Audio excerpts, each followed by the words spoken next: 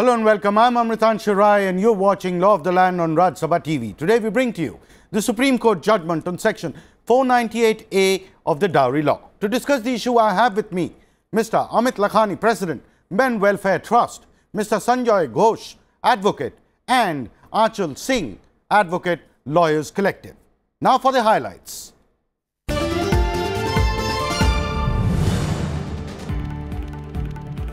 The Supreme Court halts routine arrests of family members relating to cases of dowry.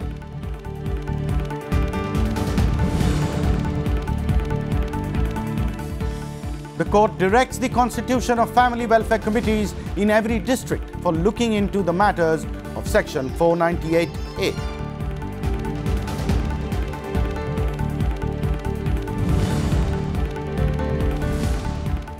And personal appearance of all family members, particularly outstation members, may not be required. Video conferencing has been allowed.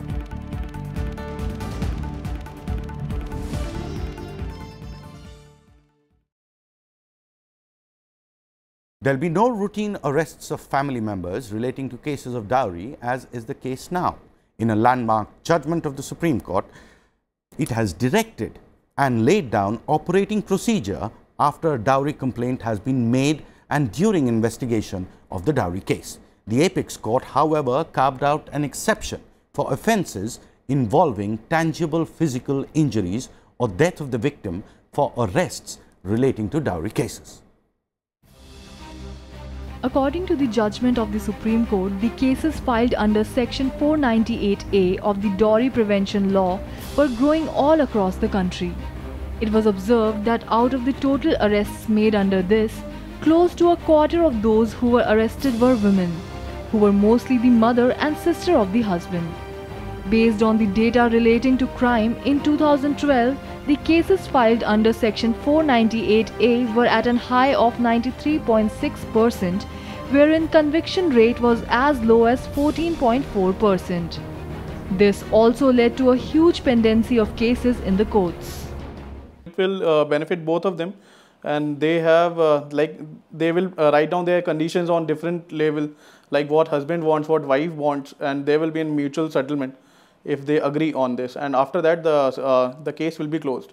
So there will be already there were pendency of cases, huge number of pendency of cases, and this will short the burden on the courts.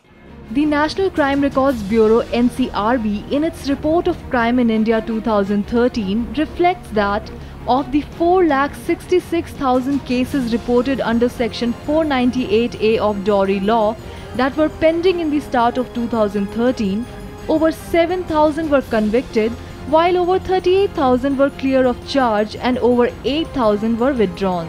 The conviction rate of cases registered under Section 498A was also low at 15.6%. Supreme Court, the Apex Court, whom we look up to do justice to all people, particularly the vulnerable sections.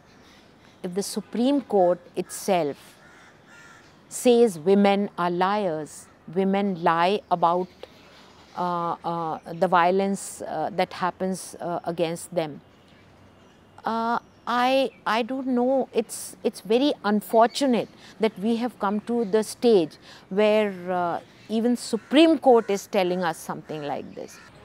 Court expressed its concern over the large number of cases that are filed under Section 498A of Dowry Law claiming harassment of married women. Court stated that most of the cases are filed in the heat of the moment over minor issues, out of which many are not genuine. Court suggested that involving civil society in the administration of justice can be one of the solutions to this problem. Dipali Pandit, Rajya Sabha Television. Okay, without making it a man versus a woman thing and limiting ourselves only to 498A and dowry prevention law, I would like to bring you in, Mr. Ghose, and I would want you to address the whole point. Why does it need, why is there a need for the entire case to become adversarial? At the moment, 498A is brought in.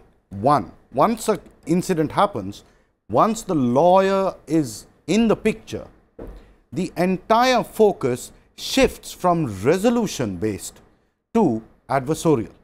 And that is where, even when whatever little chances there are to resolve the matter out of court, first, there is no mechanism that is available.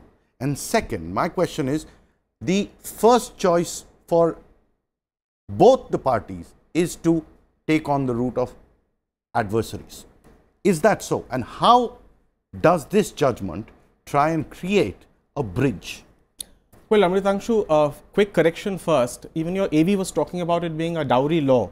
Now it is 498A of the Indian Penal Code. And that is where the root of the prejudice is there in the Supreme Court judgment also. This is cruelty. 498A is an offence of cruelty.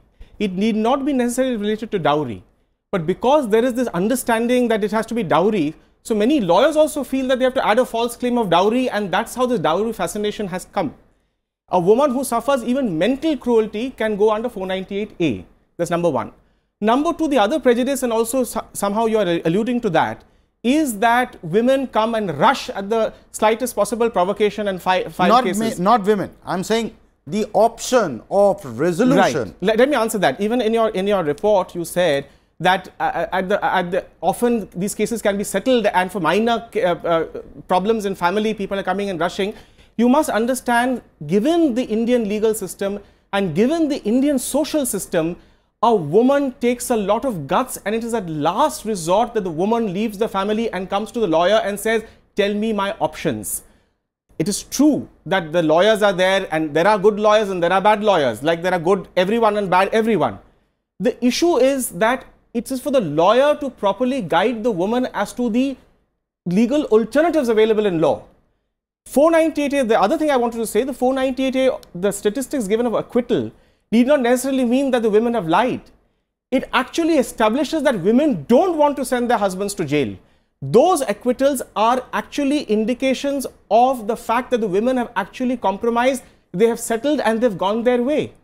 So, yes. My question is, without going into the recommendations or the assessment or the other things that the court has mentioned, purely sticking to the operational part, the implementation of the alternative mechanism of providing family committees at district level, do you see that as a favorable thing happening for families, for resolution? Absolutely before not. It goes into court? Absolutely not. I'll explain to you in one quick minute. Already there are crimes against women's cell. Already this process of first and Supreme Court judgment in Anesh Singh Kumar is already there before, that you can't rush in and have an FIR and arrest. There are crimes against women's cell. They try to conciliate. Please understand, the conciliation is happening at the family level. There are mediation centers in district courts and high courts where trained mediators are counseling the husband and the wife. Counselors are there with the family courts who try to counsel and get the couple to come together. Under the Hindu Marriage Act, the law requires the judge also to get the family to come together. This family committee, where you're getting retirees, you're getting wives of officers who have no training, who have no mandate. They've talked of training. Yes, the two quick training. Now, please understand, dealing with matrimonial counseling and matrimonial resolution is an art. You cannot just give someone 2 months training or 5 months training and say, now sit and you conciliate. And also, where is the legal backing for this? There is a CRPC. You were calling it the dowry law. It is the Criminal Procedure Code and the Indian Penal Code. Now, there are murder cases also. Now, there are false cases of murder also. If there are false cases of murder, they've made an exception.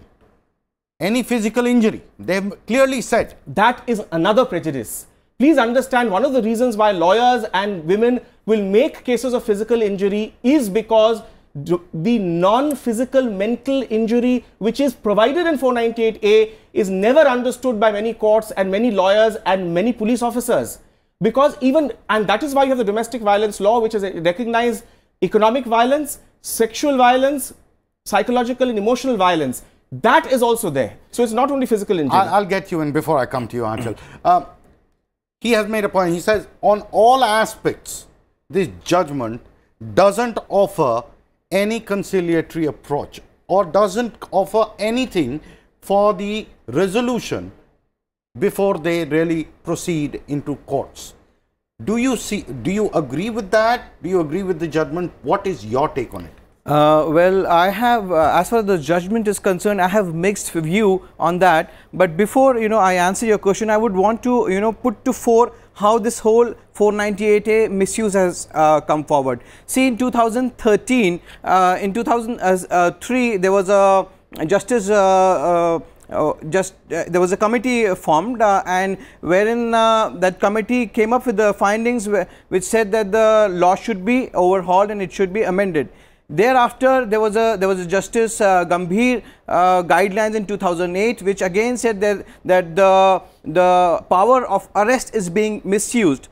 There were Law Commission report, 237 report and 241st report, which clearly said that it has to be made bailable because it is being misused blatantly. After that, there was another judgment wherein Supreme Court... So there's been a background before this comes in. There's been a background and this has been happening over several years. It has been happening over several years. There is this is not the first time wherein the court has come forward and said that, there is such blatant misuse of 498A. And when we see, misuse at a level wherein the basic fundamental rights of a human being... Yes, they are taken away. The basic, right to life and liberty are curtailed. People are put behind bars. People as many as 2,20,000 were put behind bars in 2014. My question to you, Anchal, is very specific. The court says routine arrests need to be halted. So it's very specific. Routine arrests. 498A, anyone will tell you, was exercised routinely, randomly, where people were picked up, put behind bars. And then bail was few and far between. Too much was taken away and too little solace was offered. Without going into the merits or specificities, routine arrests is the only thing that they have halted. Do you see that as a positive or not? It is definitely not positive. See, what happens is, routine arrest, when you use the term routine in itself, you make the entire law and you bring it down to a point where you are suggesting that this arrest without any purpose. When you see cruelty, and that makes cruelty no purpose, no bigger purpose for something for which arrest should be made. Now, if a woman is approaching the court, if a woman is approaching the police, and Arnesh Kumar already gave the police some sort of guidelines to follow, do a preliminary inquiry before arresting the police, then how can you use the term routine in it when you've already made guidelines for that? And arrest in itself is not routine. When we look at the CRPC, there are very specific laws which says that a police has to first investigate and come to a satisfaction in themselves first that a crime has been committed, and police has to reach that point of satisfaction, and only after that they go ahead and arrest somebody. I think all of us are assuming an ideal condition, but the context of India, the way it is today, especially looking at the district level, where Mr. Sanjay Ghosh also assumed that everything was already in place, the precautions were already in place, the courts were already precautionary in their approach, resolutory in their approach. All that was as idealist, I mean, that's the idealistic thing. But the reality is far from there. So, keeping in mind that if the arrest is routine according to the courts, what's wrong? I think we should implement the laws which are already in place, other than diluting the law which was put forward in the first place to save women who we know. When you talk about reality, we also know that the reality in India is a social structure like this. Women does not approach the court or the police at the first instance of harassment or cruelty. It takes a lot of time, and when they reach the threshold, only then they will go to a police, only then they will approach the court. So if we are talking about reality, let's not forget that reality. So the point you're making is, and what he has also made, is the moment a woman decides to go to the police, that itself is a big deal, and arrest should be the next. No. Can I clarify that? Yeah.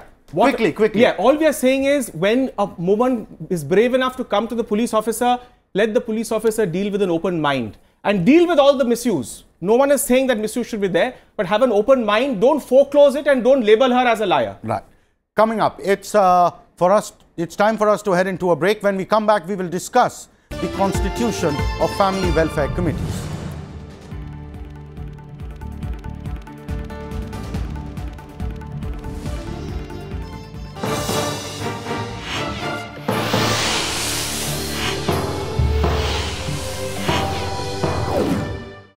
The Supreme Court directed that a family welfare committees all across the districts be constituted and all complaints received under Section 498A be referred to them and looked into by these committees.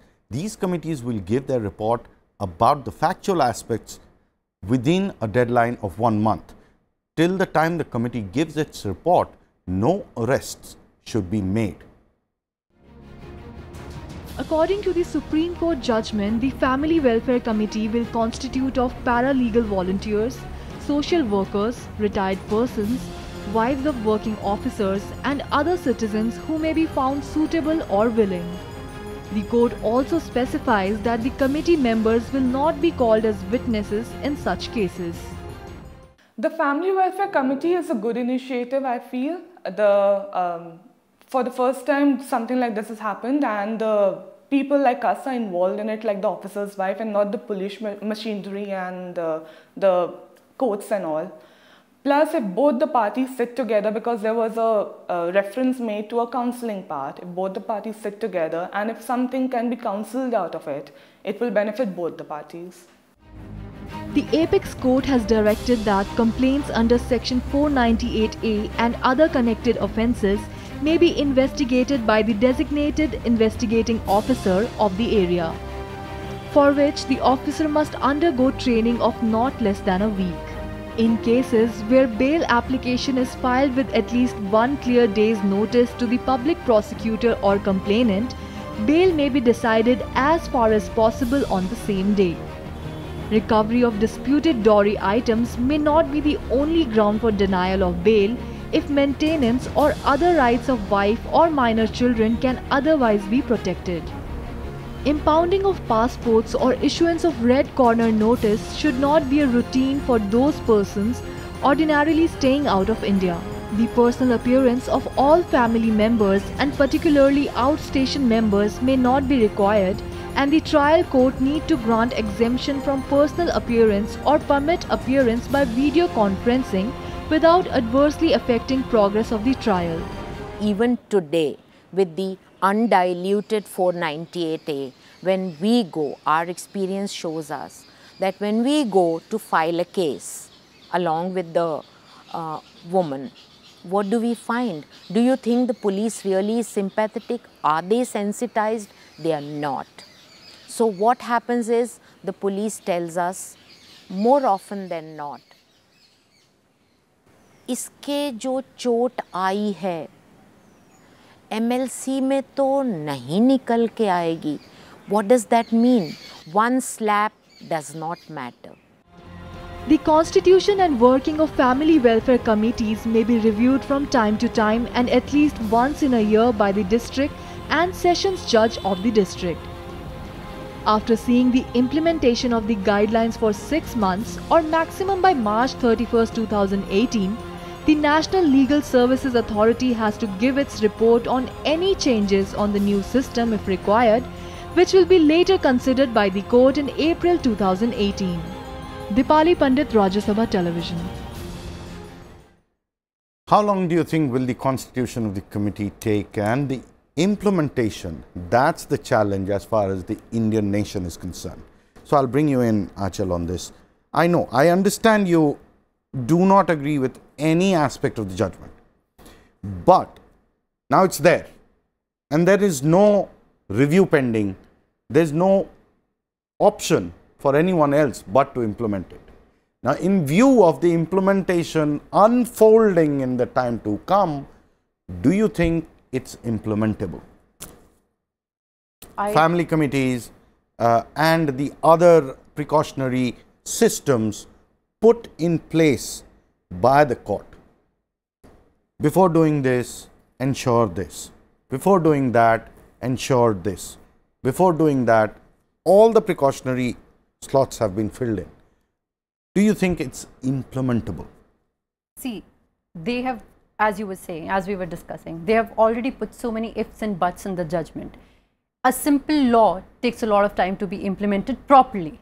Now, if you're going to give somebody a structure as a family welfare committee, where you're sensitizing people just for a week and expecting them to do a job which the conciliators and the professional mediators are somehow not able to do in all the cases which are registered under 498A, how can you expect good results from such a committee? And plus, who are they answerable to? If there is a bias in the family welfare committee, because individuals are going to come in with their own bias and they are going to investigate the. So it's a lot of grey that the area, that the judgment has to deal with and the implementation has to deal with. The grey areas in the family, can courts really get into those areas? See, we have. Or administration or the police system, do they have the bandwidth and the wherewithal to really get into the nuances of a family system or setup? See, 498A is a crime which is against the husband and the relatives for cruelty. So obviously family is involved there.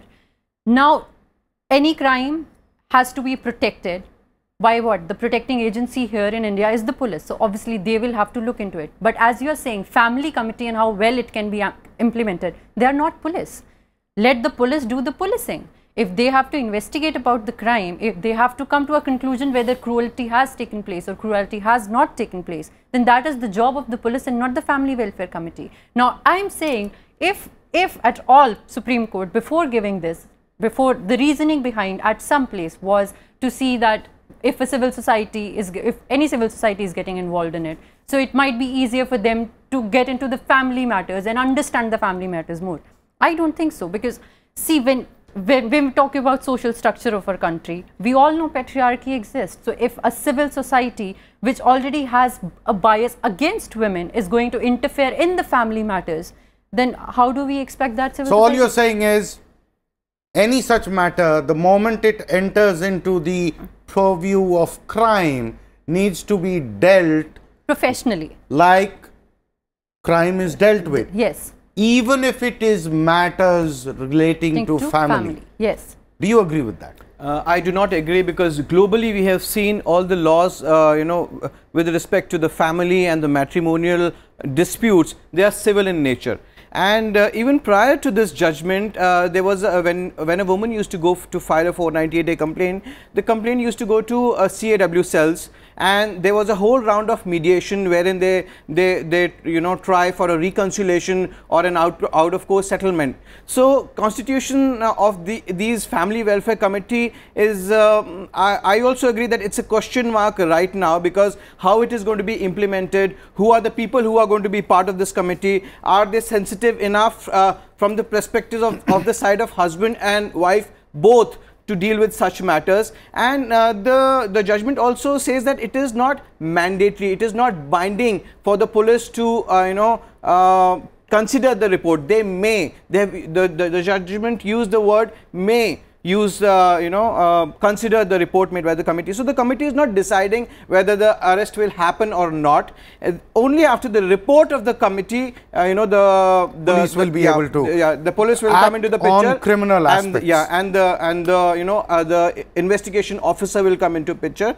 Even earlier, we saw after the Arnesh Kumar judgment, there were arrests, especially in places like Jharkhand, Bihar, and all these places. They were not following any kind of CRPC guidelines. So it was routine. And it was a routine arrest. That is where the court came into picture, because Parliament failed to amend and look into the blatant misuse. So the judgment has today clarified. I'll ask you, and this is really tricky.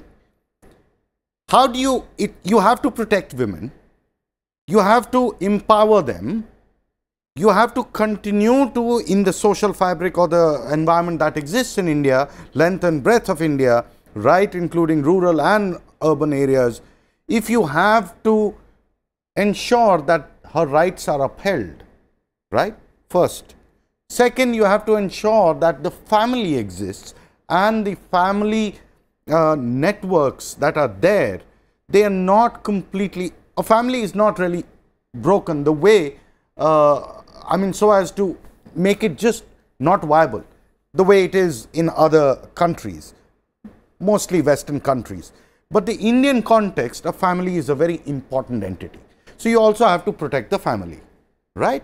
That's how the system goes. And third, you have to deal with the criminal aspect, policing. How do you rationalize? Because there are so many gray areas in between. The entire thing. Can I quickly come on this? Number one, I don't know from where Amit is saying so, internationally in New York, it's an automatic zero tolerance of violence. You call the phone, you call the police immediately. New York is not a benchmark for India. No, no, let's move on to the next option. Number one. Number two, he had earlier said that's the domestic violence act. He had earlier said that there is no law with the civilizational burden in India is higher than the one in New York. I will deal with the civilization burden of India, and less said the better. Now, so far as the issue of men, cruelty against men, that is wrong. Cruelty against men is also a civil wrong. So a man can get a divorce from the wife on the grounds of cruelty by the wife. Okay. Now coming to this point, the answer is very simple. We already had the answer in the form of the Protection of Women from Domestic Violence Act. Earlier, there was only 498A, which was arrest, or the civil divorce, which would go on for years. So, aap woman ko de rahe the ya Brahmastra, or you would say that go and fight a civil case for 200 years. Moving on, my colleague Dipali Pandit spoke to senior advocate Mr. V. Giri, who also assisted as amicus to the court and tried to get his point of view.